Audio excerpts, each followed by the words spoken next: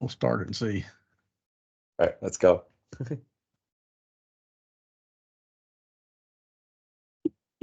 Hi, everyone. Thanks for joining me today.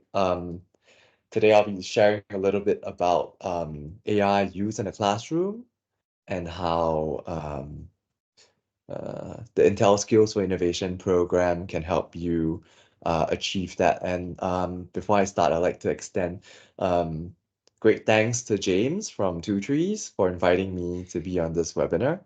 Yeah, I was at a conference down in Texas, and you guys were going through it down there, the program, and I was really impressed. There's a lot of really good curriculum and it's not just high school, it's for all ages, for kids to learn to use these advanced, it gives teachers the tools to help train these students on these advanced skills. So yeah, that's why I thought this webinar is a great idea especially for a lot of teachers and things.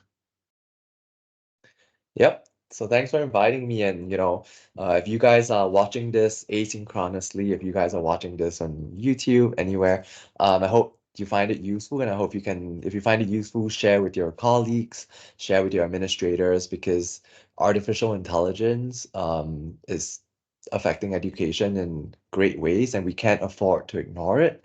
We can't afford to like set it aside and say that, okay, well, this is something that will happen, and I'm going to sit back and I'm going to react to it later on. So yeah, let's jump right into it. A bit about myself.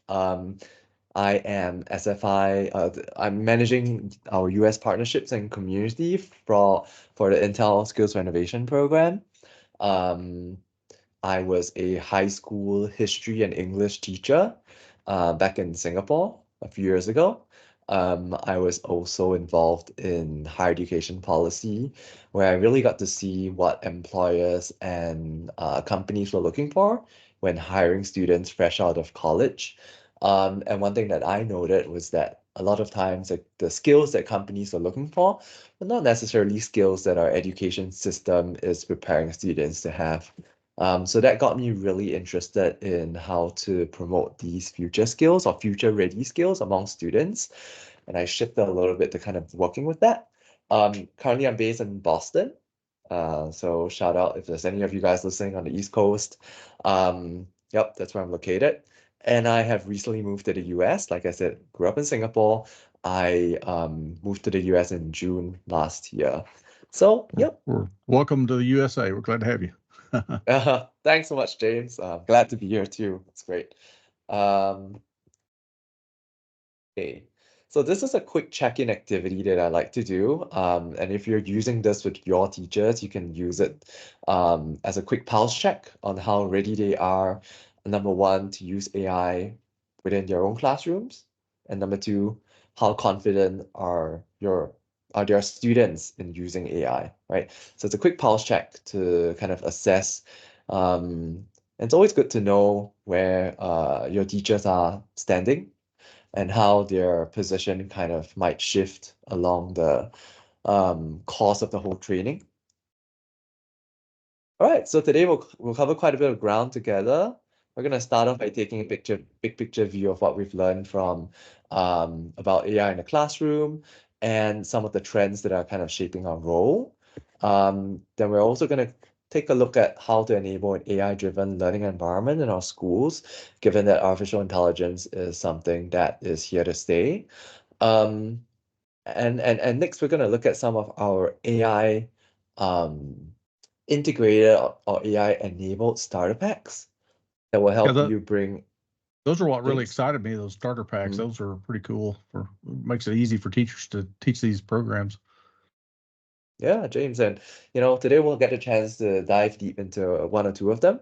I'm gonna introduce you to how you can use ChatGPT in your students' classrooms to promote creative writing. So how a chatbot like ChatGPT can help your students. Um, I think a lot of people think it's like the tool like that is really open to plagiarism, like students who use to plagiarize. But there's also on the flip side a great potential for it to showcase how to promote creative writing skills in students. And I'm going to show us a couple of ideas on how we can do that using our starter packs. And yeah, and last but not least, allowing us to chart the path forward and taking some questions. Cool. Thanks. Okay, so yeah, regardless of whether you're an educator, administrator, decision maker, or policy maker, this is obviously a topic of utmost significance. The ethical considerations that are involved in whether or not or how far to introduce AI in the classroom. And as we further push the awareness to harness AI, I think we got to first consider what are some of the ethical dimensions, and what are some of the obligations of care and responsibility we have as teachers to bring AI into the classroom, right? Let's look at some of these things. So, this, right. So let's talk about data privacy and security. And this is something that quite a number of administrators have raised along with us, right? At the heart of ethical AI deployment, um, lies an imperative to kind of safeguard our students' privacy.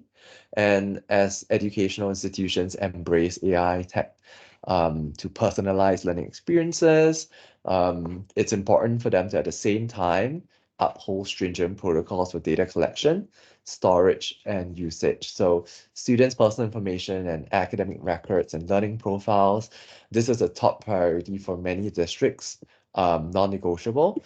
And this implies that whatever AI tool you're using, make sure it adheres to data protection measures and adherence to regulatory frameworks such as GDPR and COPPA. And sometimes this is as simple as navigating to their privacy.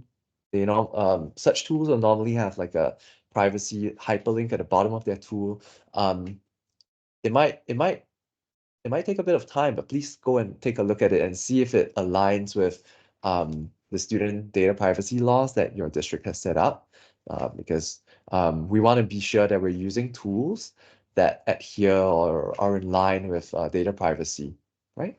I know with my grandkids, we've been teaching them AI, and you have to stay on top of it. You can't just turn them loose on it, on whether it's Copilot or Chat GPT, because it can, they can go down a rabbit hole that they probably shouldn't be going.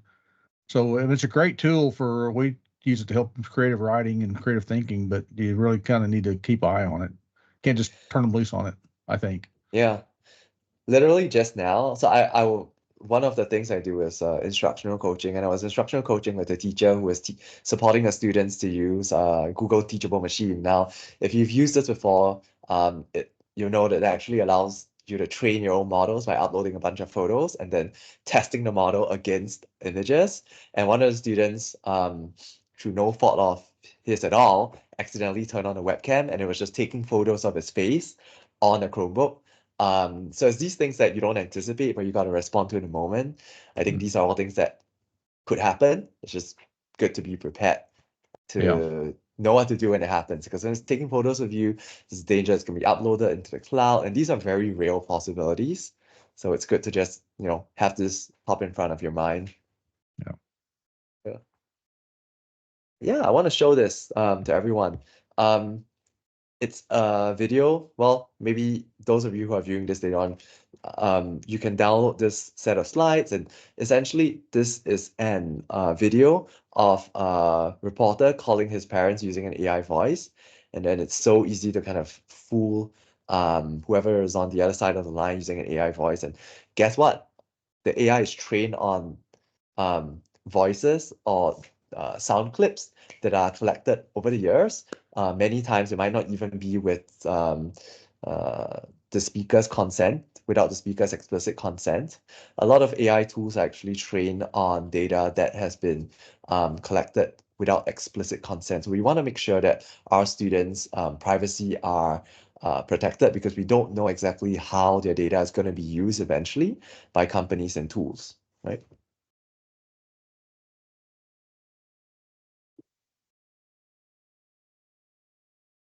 Yeah, the second consideration is looking at trust and transparency and accountability.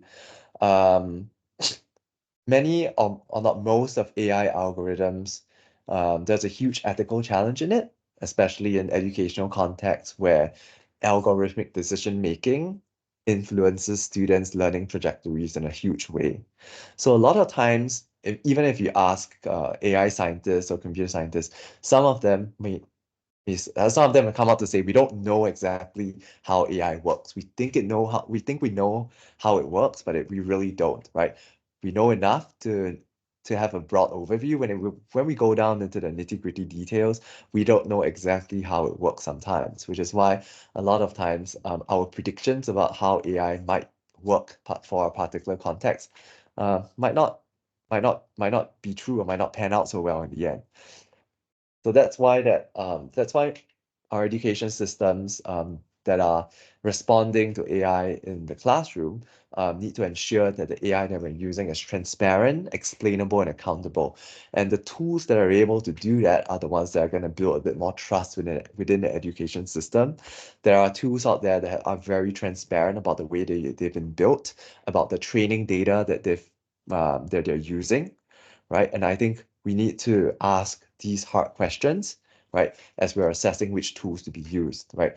ChatGPT, for example, has come out to say that it's trained on, um, uh, thousands, if not millions, of corpus of data, but I don't think they've been completely transparent about where the data is coming from, as well as the full data set.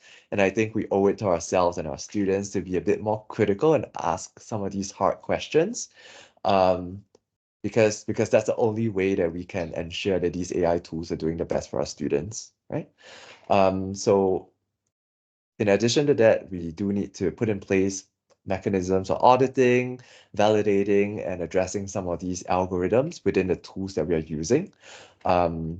Whether it's to personalize learning, whether it's a large language model. Every time there's an AI tool, I want us to be right front and center, asking ourselves, how does it work? And if we don't know how it works, how can I find out how it works, right? Because only when we know how the tool actually works under the hood are we able to identify any biases it might have or any issues that, any biases that you may have, right?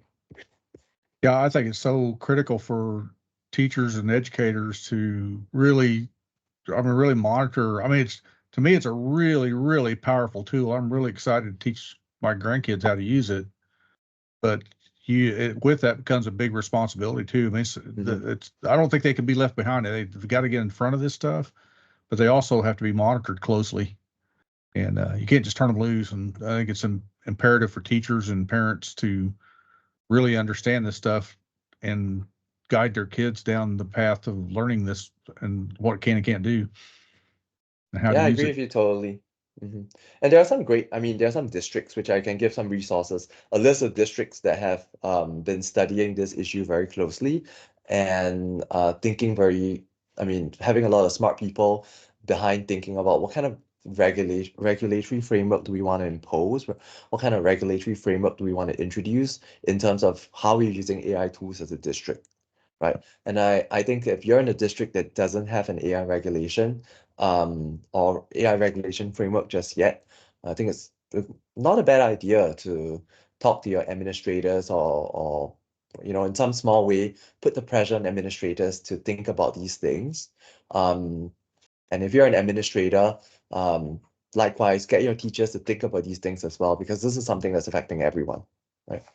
Okay.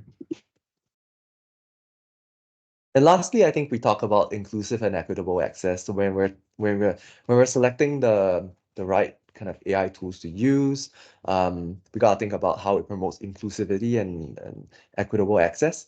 AI has a huge potential to personalize learning experiences and mitigate educational disparities, but it might serve to make existing inequities even worse if access to AI tech is unequal or biased. I mean, a great example is how some AI technology right now is too expensive, right? That districts who don't have the funds can't afford it, and because of that, your students might not have access to these technologies, and they can't work to be familiar with AI tech, right? On the other hand, I think there are some great companies that are seeking to democratize their tools by offering free access to their tools, and I'll give some examples of that later on. Yep. Um,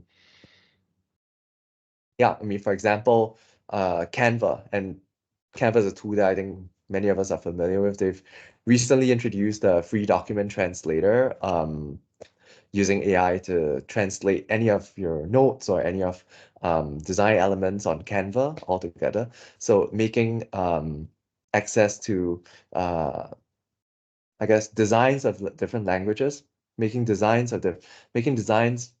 more accessible and more translatable to a wider range of audiences.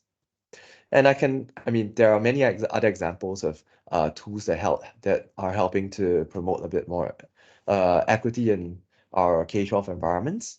But yeah, I think this is another aspect that we gotta look at to make sure that the tools they were picking are not inadvertently disadvantaging students who might not traditionally have access to, a high level of technology. Okay.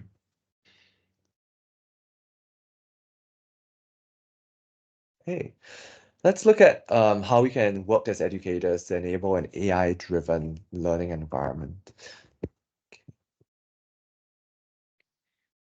Right. So I think there are three main things I want to focus here. In terms of how Intel has helped teachers and helped education systems embrace this idea of an AI-driven learning environment, I think there are three main things that we focus on in our work at schools. The first is how to harness AI for personalized learning. So how can teachers actually use data analytics and machine learning algorithms to identify students' strengths, weaknesses, as well as learning preferences. This has huge potential, but again, if we are ignorant of the biases that might be inbuilt into some of these AI algorithms, it can be very dangerous. The second piece in the middle is about empowering educators and, really getting educators to think a bit more about how the integration of AI does not seek to replace teachers, rather aims to empower them as facilitators of learning. And what I mean by this is we believe that as much as AI grows and develops, there is no replacement for having a living, breathing teacher in the room, right? And let me tell you, I mean, I was in a classroom for 4 years, and I do not think that any AI can actually replace what I did with my kids, right? Having that person-to-person connection, that is irreplaceable. And what AI can do is help to relieve some of the more menial administrative kind of tasks that I had to do, from lesson planning to lesson creation and all these like administrative tasks that teachers have to grapple with. So it doesn't seek to replace teachers, but augment what they are already doing. I would agree with that 100%. Mm. Yeah, I don't think it'll ever replace teachers, a good teacher especially, or any teacher, just about. But yeah, it sure can help them in the classroom. I mean, social emotional learning is one of those things that you can't have a robot in the room teach students about how to interact with others. Yeah, It just seems kind of like, yeah, I don't think that's gonna happen yeah. anytime soon. Yeah, the last bit is what I've been talking about for the past 10 minutes, a lot of ethical considerations while safeguarding data privacy, and ensuring accountability and all that. I want to switch gears a little and talk about SFI. AI is one of those emerging technologies that we have to equip our students with in order to ensure that they're future ready. And it's this same push for future readiness that is actually the huge impetus for Intel SFI. So we anticipate that we're going to see a huge transformation in jobs and skills requirement over the next 5-10 years. Huge number of declining roles, especially in administrative, data entry, and a lot of blue-collar work, but corresponding opportunities in terms of emerging roles in areas such as data science, artificial intelligence, big data, robotics. So this means that we need to we need to do better by our students. We need to upskill them to support them in problem solving, social emotional competencies, and technology design and programming, right?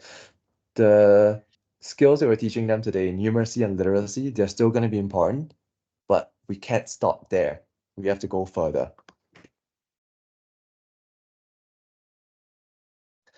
So at Intel, we've been studying the role of technology in education for many years. We've been looking very closely at how tech can enhance the teaching and learning experience, how technology can improve education outcomes, and also how it can build more resilient educational system. We have a long history of supporting educators and closing the digital divide, as well as advancing diversity and inclusion and expanding opportunities for others through technology.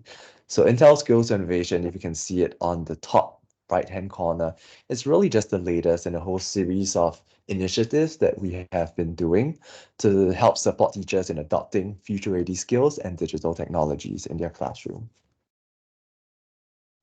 And the SFI framework envisions a world where students are learning the skills necessary to meet the shifting landscape of a fourth industrial revolution job market, right?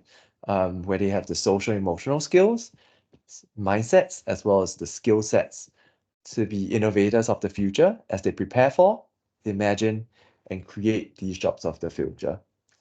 This framework, which has been put together by education experts worldwide, is really at the core of the SFI program. It guides all that we do, and it helps educators and decision makers integrate technology activities into teaching and learning. And so for all you educators out there, this should be no surprise to you. The Bloom's taxonomy, right, on the left-hand side. And we adopted Bloom's taxonomy as a way to bridge the gap between tech and pedagogy, right? And so what we're trying to say here is that, a lot of what we're trying to tackle in SFI in terms of the skill sets and mindsets that we're highlighting on this diagram over here, actually engaging higher order thinking skills in Bloom's taxonomy, creating, evaluating, analyzing, and applying, right? These are skills that we need to nurture, not just because they're going to prepare students for the future, but if we believe that higher order critical thinking skills are going to be more important for our students, then we should actively seek to engage these within our day-to-day classrooms. And it's these higher order thinking skills that we're trying to engage with our starter packs, with our professional development programs within Intel SFI. Skip this for a while. So as I'm the first thing, one of the offerings that we have is our SFI planning toolkit, and I'm not going to spend too much time talking about this, but essentially it's a guide to assist decision makers, administrators, and system leaders as they work through the planning phase of developing their vision and aligning all stakeholders to a common vision. So the toolkit features a series of presentations, discussions, workshops, exercises, stuff like that to build consensus within the leadership team, right?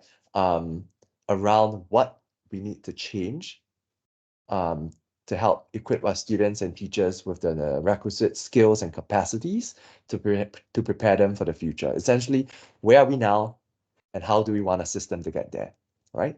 So for any of the administrators out there who are listening to this, if that sounds like something that is important to you, we do have a suite of resources that's accessible for you. But what's more exciting for our teachers out there are our starter packs, right?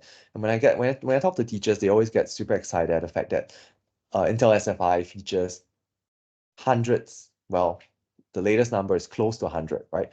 100 starter packs mapped to different grade levels together with curriculum mapping guidance, as well as hardware, as well as software technology recommendations. This means that we have 100 starter packs that are ready to support planners, schools, and teachers as they integrate skill building into their curriculum. Yeah, this is what I was really excited about. Yeah. And I think why teachers find this so exciting is because often lesson plans are not super comprehensive. Lesson plans provide guidance about how they could structure a particular lesson, but the SFI Starter Pack takes it one step further to provide not just the lesson plan, but also the slide decks and the working files, as well as a really comprehensive teacher guide. So if you're a teacher looking to execute one of these starter packs in your classroom, these are all the resources that you'll need. Yeah. So for some let's go to some examples on the left. I kind of like that. Like the Da Vinci Bridge or Farm to Table. Yeah. So that gives a teacher a guide on what they're teaching, and then the tool, I guess the slide decks then to present to the class, and then the files the class can actually use to work those problems. Yeah, That's kind of exactly. what that is. So let's take the math of pandemics, for instance, right? Okay. And we All right. actually created this before COVID, so it's a coincidence. Oh, really? Students are actually, it was just very prescient.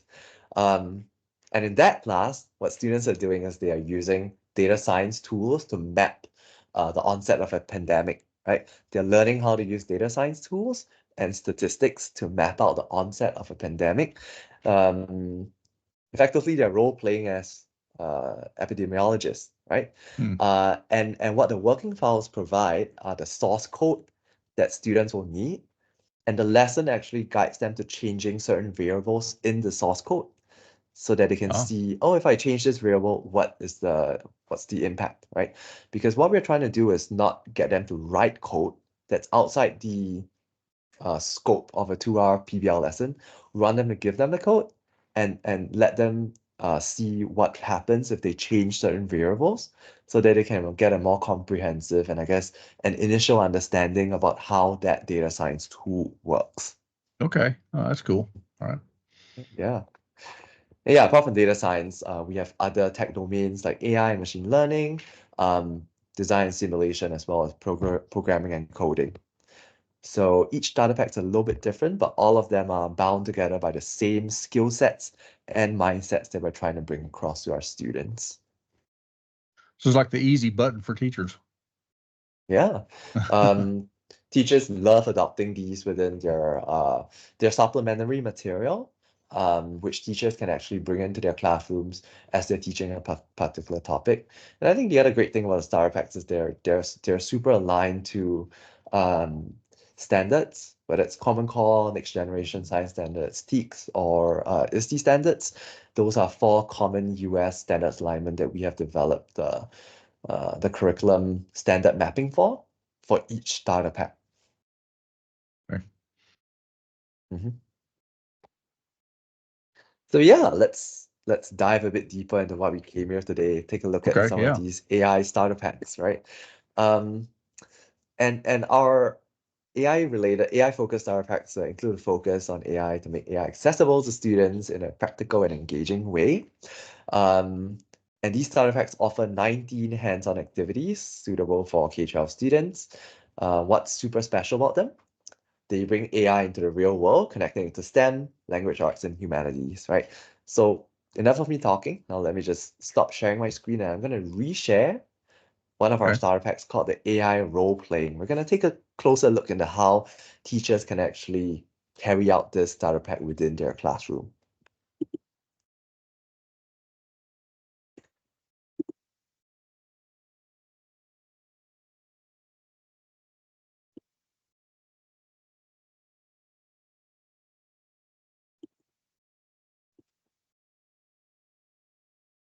Okay.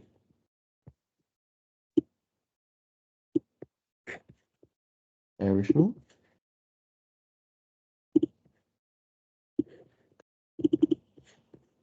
So what we're essentially having here is a um, educator's guide that actually gives a summary. Initially, you have a summary. So role-playing is a good technique to use for teaching languages, especially in communication. With advancement of technology and the use of ChatGPT, it is now possible to use role-playing to teach creative writing through game-based learning. So Our grandkids love you'll be able to game-based learning. yeah, I mean, Yeah. it's fun. No one can say no to Yeah. Right. to a cool game. And it's catered to high school ELA. And what we're actually looking at here, the skill set, the mindset is computational thinking, specifically algorithmic thinking. And the skill set that we're trying to build is AI machine learning, right? Okay. So um, this gives a lesson overview. So in the introductory activity, what the teacher is actually going to be doing is introducing what role-playing means and providing a variety of uses, including the relationship between role-playing and AI. Students are then introduced to ChatGPT and they learn about some features, tools, and resources found within the software before they apply their knowledge of role-playing and ChatGPT to create a role-playing adventure. Right. So what they're doing is through prompting, we want students to be able to treat ChatGPT as a partner in crafting and co-crafting a role-playing adventure. And in doing so, they strengthen their language abilities. And this is super important, especially for students who might be English language learners, a bit more not super confident with the language. ChatGPT provides a great way for them to scaffold their initial understanding of the language and strengthen it along the way.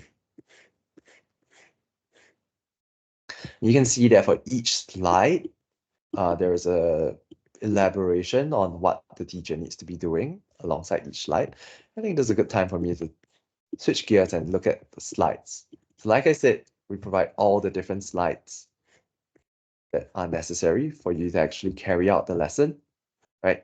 And these are available in PDF form as well as PowerPoint form. A bunch of different videos showcasing role-playing in AI, then looking at how AI enhances role-play in general, before looking at going into ChatGPT, introducing ChatGPT. What is ChatGPT? Just some basic introductions. And of course, this goes without saying, but check your district's regulations around usage of ChatGPT. This is still an evolving situation. We've seen some districts who are open to it, especially for students who are older, and other districts are not. So of course, it goes without saying that this is contingent on how your district approaches a tool like ChatGPT. Yep. We actually provide screenshots to support your students in using ChatGPT for the first time, right? It's pretty scaffolded and pretty, yeah. Yeah. Yeah. This is, I tell you, I did this exactly pretty well the same thing just on my own with I had a 13-year-old granddaughter, and she reads a lot. She likes to read these fantasy stories. And so I sat down with her one day and I said, let's create your own fantasy story. And she jumped at that idea. We used this exact same thing here. We would create role playing and we'd create characters, and then she'd use ChatGPT to describe the characters and what their role was. And yeah, and then she would have it create these storylines. She would have the general idea, then we'd have it write the storyline for her. Yeah, this is right down exactly what we did. And yeah, she loved it. Yeah. She was just eat up with it then, because it allowed her to get the ideas she had in her mind out onto paper in a cool format that other people could read. Yeah. And I think part of what we're trying to teach here is also how to prompt ChatGPT well, because ChatGPT can only spit out responses that reflect the quality of the input. So Yep. sometimes students get really frustrated when the tool is not giving them the responses that they want. And as a teacher, as an instructor, I gotta go to them and be like, okay, well, let's look at your prompt again. How would you rephrase the prompt so that ChatGPT can understand what you're trying to bring about? Yes, exactly. Yes. Yeah, we have sample prompts that you can actually use, your students can actually use, and students Hi, can modify GPT, these could you be prompts. my AI sidekick? Yeah. Oh, cool. Yeah, Yeah. or it's my sidekick character, your name is, and these are bits that you can edit. I call that a persona. You're giving them persona. Yeah. Exactly. So we include all of these different resources within each starter pack. Yeah, And I think great. each of these starter packs actually support not just it supports students in using these AI tools, but there's also quite a bit of information as to how these tools work behind the hood. Because we want to not just allow students to use these tools well, we also want them to understand their limitations and how to be most effective in working with them. And in order to do that, they need to understand how it works. Yeah, good. Let me just go back to our PowerPoint. And I see Susie has just joined us. Hi, Susie. Thanks for joining us today.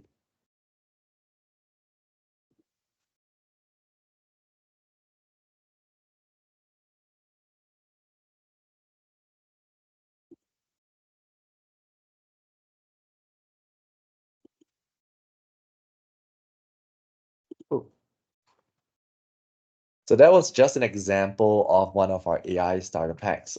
There are plenty more on the Skills Renovation website. You can actually filter the different starter packs by skill set. So you can filter out just the starter packs that use AI, and you can explore each of them and pick out the one that might be the most relevant for your subject as well as your grade. I want to introduce a couple of useful AI tools for our educators on this call with us. Okay. Because I think that some of these tools I've worked with teachers that have found super creative ways to incorporate it into their learning. So let's take a look at some of them, and we can talk a little bit about how it could be incorporated in different subjects, right? So auto draw is one of them. Let's take a look at auto draw. Gonna take a new window, share this window. There we go.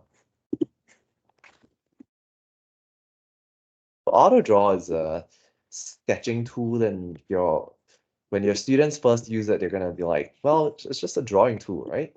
Auto draw actually has a lot more functions and capabilities than that. And I'm gonna delete this one. Now, if you ask me like, how do I draw a banana? I'm a terrible artist. I'm gonna just do something like this, right? Right, which doesn't look like a banana at all. But if you look at the top, right? Oh, wow. AutoDraw's AI is taking what you have drawn and is giving you a bunch of suggestions of icons, right? Hmm. So in this case, I'm like, oh, yep, what I really want to do is a bunch of bananas like this, right? So similarly, if I want to draw a smiley face, this is a terrible smiley face, for instance. AutoDraw can give you a bunch of different examples that can be actually copy and pasted in other design tools like Canva. So this is a really cool tool to use. I've seen it being used in math classes where math teacher is asking students, give me an example. I want everyone to draw an example of 1/3. I'll take an example of 1/3. So obviously you have some students who are doing something like this, then they divide it into 1/3. Oh, sorry. So those made a mistake here. If you go to draw, it's just going to give you the sketch over here, but it's not going to give you the suggested images at the top. Now, what I really want to do is delete this first. Auto draw. Some students might say 1/3 looks like this.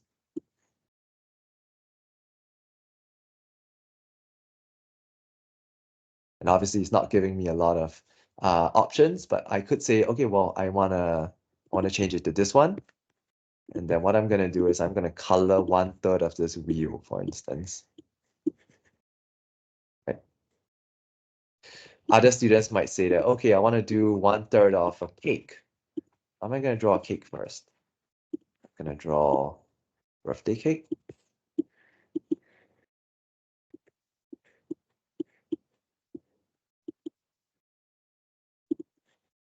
Then I have students who might say, I'm going to cut this into 1/3, and I'm going to explain that, oh, it's 1/3 of a cake, right? So there are different ways for us to kind of use it, especially you have students think about how they can represent fractions in different ways. I thought this was a powerful tool that some teachers have used in super Hmm. creative ways. And now another AI tool that I want to share with everyone is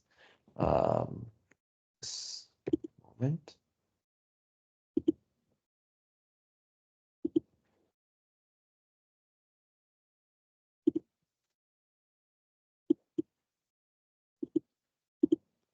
Another tool I want to share with everyone is called Diffit.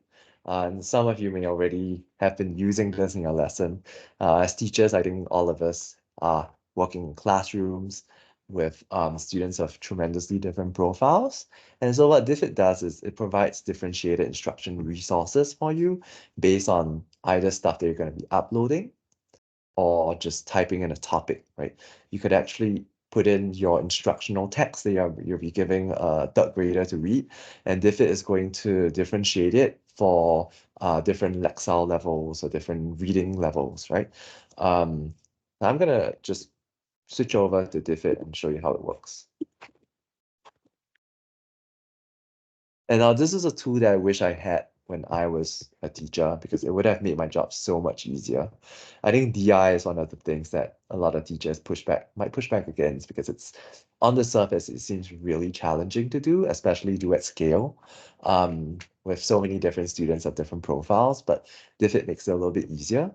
So I could say I want to teach, say, I'm a history teacher, so World War II, European theater. Right? And I say, I want to give it a 6th grade level with the English. Now, what Diffit is doing, it's going to be generating a passage for you on that given topic that's tailored to your reading level.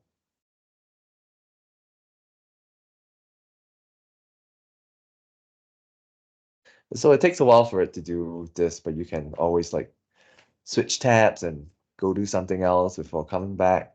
And this is true not just of Diffit, but a lot of AI tools. They might take 1 minute to load. Anyway, here it gets you, right? Of course, you got to log in, but they give you a reading passage catered to 6th grade reading level. They give you the vocabulary words, possible multiple choice questions, short answer questions, and all that. What you could actually do is get student activities that are related to this topic as well, Wow. that you'll have to do once you log in. Wow, that's Yeah. cool. The other thing that Diffit allows you to do is to upload different articles as well as texts and have it differentiated for you to different reading levels.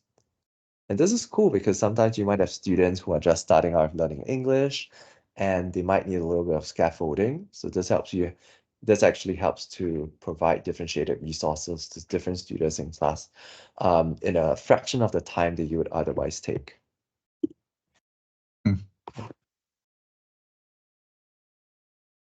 I'll skip this one a bit because it's right. So yeah, so I think those are just really the tip of the iceberg in terms of how educators and teachers can get started with learning about technology in the classroom, get started with learning about AI in the classroom. There are so many tools out there that have different functions and different capabilities. It's best to explore till you find one that suits your needs. And the awesome thing is that many of these AI tools out there are free. They are free to use, of course. As I said just now, be cautious about what data they're collecting and how they're using that data. But the fact that they are free should lower the barrier to entry for you to try out some of these things. And if the occasion presents itself, also using it with your students, right? And as usual, as what I mentioned just now, the SFI program provides a host of resources for you to start using AI in the classroom. If you're not sure about how to do it, all you have to do is really sign up on Skills for Innovation. Let me just do this.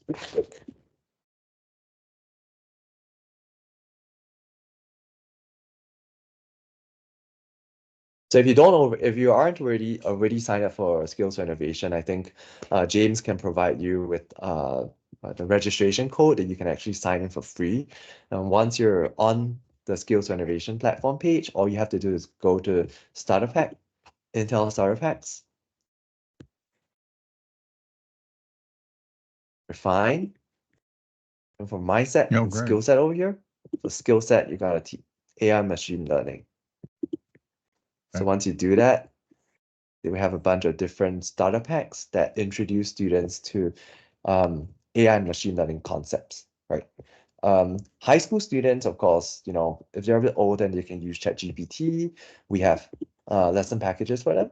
But for elementary school students, it doesn't mean that they don't have a choice about what AI tool to use, right? I think we think that it's important to expose students to AI in age-appropriate ways. So we use this tool called Machine Learning for Kids that helps in students, help students to train an AI model using a very child-friendly and child-appropriate interface. And in this starter pack, on the other hand, they're actually training a model to recognize nice words and mean words. Starting Cool. from the premise, yeah, it's like social emotional learning, right? We know that there are certain words that we should be using with our peers, and that we know that there are certain words that are kind of mean and we should not be using. So we're training a model to smile when they hear something nice, and to frown when they hear something Cool. Okay, not so that's nice. Cool. I like that. Yeah, so we have different starter packs showcasing different applications of AI. This is another one I really like because the real world relevance is really solid for this one. So the problem that we are trying to tackle for the starter pack is the idea of poaching. In Africa, as well as many parts in the world, wildlife diversity is declining because of poaching. And one way that the authorities are trying to address that is through computer vision, tracking poachers as they are installing cameras to track poachers and wild animals as they are traversing the African savannas, and identifying poachers using AI. That's cool. So what Okay, the great. students are going to be doing is developing a model to actually do that, and having the experience of creating a model to detect poaching and poachers is a very real world example that we're trying to introduce to them. Okay, great. Excellent. Yep. So this is really just the tip of the iceberg, right? Apart Yeah. from our AI-related lesson packages, we have a whole resource library of professional development, community-generated content, other resources up there. So, and all this is absolutely free. So, all you have to do is sign Excellent. up, check out our resources, and start implementing these starter packs in your classroom. We would also love to hear from you about how your experience has been implementing these starter packs. So if you have any feedback at all, reach out to James, reach out to me. We'd be happy to kind of connect you to the right folks and support you in exploring using these starter packs in your classroom. Well, great. That was fantastic. Well, I really appreciate you coming on here and sharing it with our teachers and our administrators. And yeah, that's a cool deal. I appreciate it. That's some good Yeah, for stuff, good sure. information. I think learning to use these tools is just so critical, and you make it easier for teachers to use it in the classroom. So, yeah, great job. Yeah, I mean, like I tell teachers who are just starting out, oftentimes like your colleagues are in the same boat, your students are also in the same boat.